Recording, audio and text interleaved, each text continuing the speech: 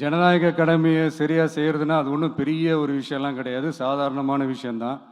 நல்லவங்க, நம்பிக்கையானவங்க, இது வரைக்கும் ஊழலே செய்யாதவங்க யாருன்னு பார்த்து தேர்ந்தெடுக்க சொல்லுங்க. அவ்வளோதான், ஆஸ் சிம்பிள் அஸ் தட். அதுதான் அந்த கடமை.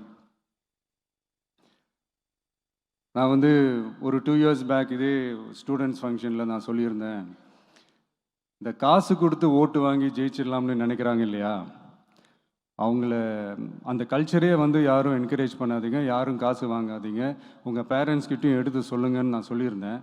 அதை அப்படியே ஃபாலோ பண்ணுங்க. ஆனால் நீங்கள் வேணால் பாருங்கள் அடுத்த வருஷம் என்ன நடக்க போகுதுன்னு.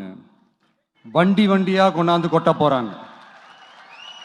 அது அத்தனையும் உங்ககிட்ட இருந்து கொள்ளையடிச்ச பணம் தான். என்ன பண்ண போறீங்க? என்ன பண்ணணும்னு உங்களுக்கு கரெக்டா தெரியும்.